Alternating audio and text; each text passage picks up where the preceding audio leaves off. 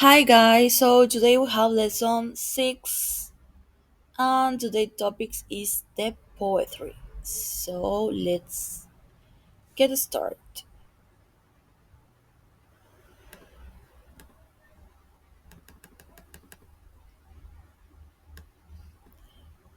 Right, speaking about American poetry, we can say it has a rich literary history dating back to the colonial era. Some of the earliest celebrated American poets include Anne Bratchett, Edward Taylor, Phyllis Whitney in the 17th to 18th centuries. American poetry traces its roots back to colonial times when the first English speaking settlers arrived in what is now the United States. Early American poetry often reflected religious themes, exploration, and the heartbeat of frontier life. Over time, American poetry evolved to compass a diverse range of voices and experiences, influenced by various literary movements and cultural shifts. So we can say American poetry has a rich history and encompasses a wide range of themes, structure, and narrative styles. Here we have the 19th century saw the emergence of influential poets and poetry movements. So we have them five poets like Henry Watson Longfellow, William Cullen Bryant, John Greenleaf Whittier. They, are, they were popular for their simple, sentimental poetry. Then we have the transcendentalists like Ralph Waldo Emerson, Henry David Thoreau, through inspiration for nature and self-reliance. Don't forget Emily Dickinson. We will speak she about her later. Reclusive poet known for her unconventional style and exploration of moral, mortality, nature, and inner life. Walt Whitman, this poet, this poet was amazing. Celebrated for his revolutionary poetry collection Leaves or Grass, celebrating democracy and sexuality. In the early 20th century, modernist poets rebelled against traditional forms. They were Ezra Pound, T.S. Eliot, Wallace Stevens, William Carlos Williams, pioneered avant-garde styles like Imagism. Then we have Harlem Renaissance, Langston Hughes, Claude McKay, Countee Cullen, highlighted the African American experience. So, mere mid 20th century poetic voices included Robert Frost, E. E. Cummings, Marian Moore, and confessional poets like Sylvia Plath and Anne Sexton. Contemporary American poetry from the late 20th century to today is extraordinarily diverse, with poets writing in free verse and drawing from hugely varied ethnic cultural backgrounds. Some of them include Allen Ginsberg, Rita Doe, Collins, Joy Harjo, and Tracy K. Smith, among many others. But let's talk about some key periods and movements in the history and in more details, of course. Here we have actually, some categories like colonial poetry, Edward Taylor, a focus of religion themes, and the struggles of daily life in the New World, aka America. Romanticism, 19th century, Ralph Waldo Emerson, Edgar Allan Poe. They emphasized nature, individualism, imagination in the work. Transcendentalism, poets in this movement were Walt Whitman, Emily Dickinson. They explore themes of spirituality, self-reliance, interconnectedness of all life. Modernism in the early 20th century, T.S. Eliot, Ezra Pound, Wallace Stevens, they experimented with form, language, and imagery to reflect the fragmented nature of modern existence. Now we have new ones like the Harlem Renaissance from 1920 to 1930s. African American poets like Langston Hughes, Claude McKay, Conti Cullen, they celebrated black culture and identity, contributing to a vibrant artistic and intellectual movement known as the Harlem Renaissance. Beat generation from 1950 to 1960, they were Allen Ginsberg, Jack Kerouac, Lawrence Ferlinghetti. They rebelled against mainstream society, advocating for personal freedom, spontaneity, and social change. And the last one, contemporary poetry. Of course, we know the poetry continues to evolve in the present day. So, most of them are exploring a diverse array of themes, forms, and voices, from spoken word and slam poetry to experimental verse and multimedia projects. Let's have a look over here. We have classification, genres based on themes, structures, and narrative styles. And we have first nature poetry. These celebrate the beauty of the natural world and explore humanity's relationship with environment. Love poetry. No words, you know what love means. Express romantic feelings, desire, experiences. War poetry, relating to war, including violence, heroism, human cost, social and political, justice, equality activism, struggle for change. Confessional poetry, personal experience, emotions, inner lives of the poet. Narrative, the poem tells a story and recounts certain events, often with a clear plot and character development. Experimental poetry, this kind of verse, pushes the boundary of traditional formal language, incorporating innovative techniques, structures, and imagery. So we have now some key genre and examples with authors and famous poems. For example, in nature poetry, we have Leaves of Grass by Walt Whitman. Here, Whitman celebrates the beauty of the natural world and explores themes of democracy, individualism, and the interconnectedness of all life in this groundbreaking collection of poems. Number two, on love poetry, we have sonnets. Sonnets from the Portuguese by Elizabeth Barrett Browning. Here, she expresses her deep love and devotion to her husband, the poet Robert Browning,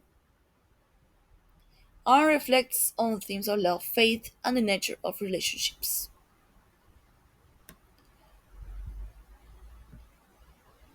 In war poetry, we have The Waste Land by T.S. Eliot. Actually, it's not strictly a war poem, but reflects the disillusionment and despair of the post-World War era, World War I, era, with imagery of destruction, fragmentation, and cultural decay. On social and political poetry, we have Whole by Ellen Ginsberg.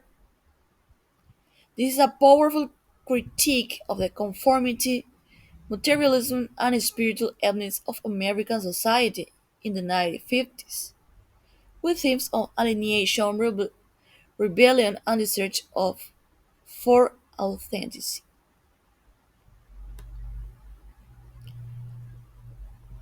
Now we have confessional poetry. Here we have Ariel by Sylvia Plath. We know Plath's collection of poems explore her personal struggle with mental illness. I really recommend her work. She was she was um, very deep, very emotional with her poems. Sadly, even her suffered a mental illness, but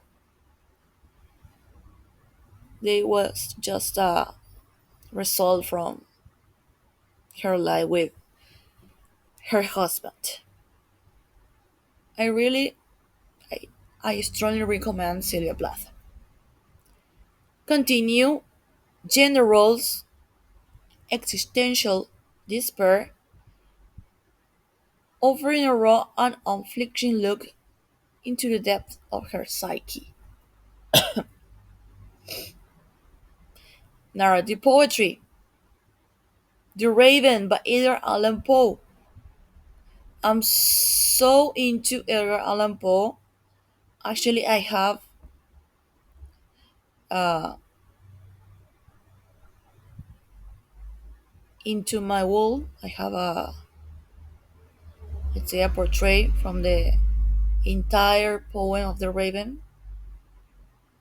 Maybe someday I will show you. Right. So Poe's narrative tells the story of a man haunted by a mysterious raven that visits him in the dead of night, with hints of grief, loss, and the supernatural. We have the last one, experimental poetry, The Cantos by Ezra Pound. His poem is a sprawling collage of historical and literary references, languages, and poet techniques, where he is reflecting his innovative approach to form and his eclectic interest in art, culture, and politics.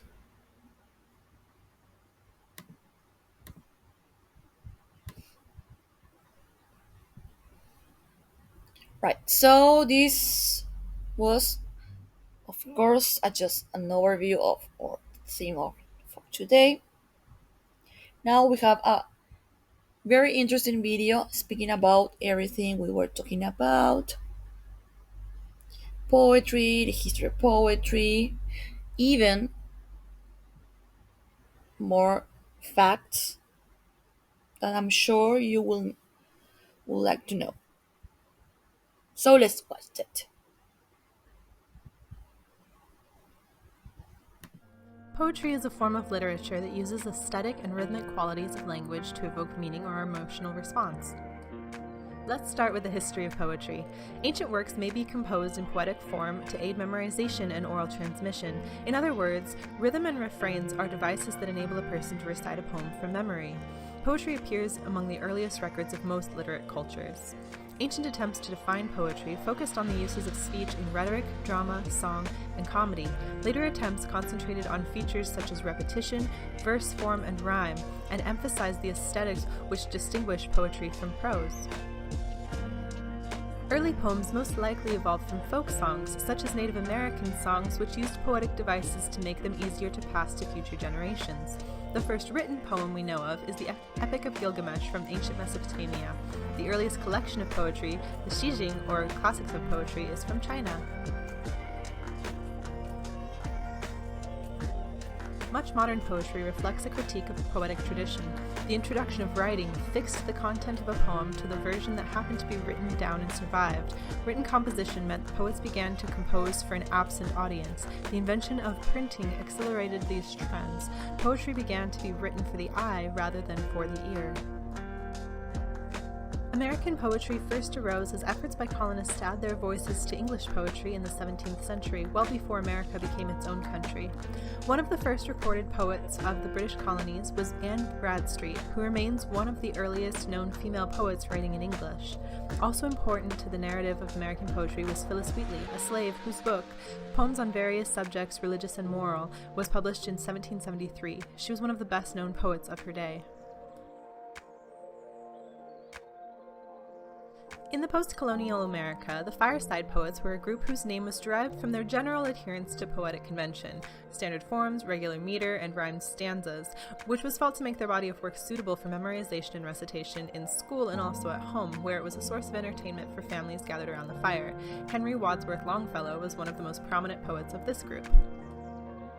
In the 19th century, a distinctly American voice began to emerge. A few notable poets from the early and mid-19th century include Ralph Waldo Emerson, Henry David Thoreau, Edgar Allan Poe, Louisa May Alcott, Walt Whitman, and Emily Dickinson. Emerson and Thoreau are considered the fathers of Transcendentalism, which was the American version of English Romanticism. It arose as a reaction or protest against the general state of intellectualism and spirituality at the time. Transcendentalists believe in the inherent goodness of people and nature. They believe that society and its institutions have corrupted the purity of the individual, and they have faith that people are best when truly independent. Walt Whitman and Emily Dickinson represent the birth of two major American poetic schools of thought, the free verse and emotional expression of Whitman, and the structured lyric coupled with irony which Dickinson is best known for, both of which would profoundly shape American poetry in the 20th century. The development of modern poetry is generally seen as having begun in the 20th century and extending into the 21st century. However, much of the American poetry published between 1910 and 1945, which was thought to be too liberal, especially poetry written by women or African American poets, was destroyed during the McCarthy era. Many poets who were popular at that time have gone unknown in recent years. The rejection of traditional forms and structures for poetry that began in the first half of the 20th century coincided with a questioning of the traditional definition of poetry and of distinctions between poetry and prose. Modernist poets wrote in non-traditional forms or in what traditionally would have been considered prose, though their writing generally used poetic diction, rhythm, or tone. Ezra Pound and T.S. Eliot were leading figures at the time with their rejection of traditional poetic form and meter. Both leaned towards density and difficulty with an emphasis on techniques such as fragmentation, ellipses, illusion, and juxtaposition. They are cited as having opened up American poetic taste to outside cultural influences, especially from countries like China and Japan. Numerous other poets were equally influential, including Gertrude Stein, Wallace Stevens, William Carlos Williams, Mary Ann Moore, E.E. Cummings, Amy Lowell, as well as Langston Hughes and Claude McKay, notable poets of the Harlem Renaissance. The Harlem Renaissance included the new African-American cultural expressions across the urban areas of America and introduced a dramatically political dimension to the themes of African cultural inheritance and modern urban experience. It was considered to be a rebirth of African-American arts. After World War II, other prominent schools of poetry began to crop up in America. This brings us to the Beat Generation and the Confessionalists. The Beat Generation is a literary movement started by the core group of Herbert Huncke, Allen Ginsberg, William S. Burroughs, Lucien Carr, and Jack Kerouac, whose works explored and influenced American culture and politics in post-World War II era. Central elements of beat culture are rejection of standard narrative values, spiritual quest, exploration of American and Eastern religions, rejection of materialism, explicit portrayals of the human condition, experimentation with psychedelic drugs, sexual liberation, and exploration.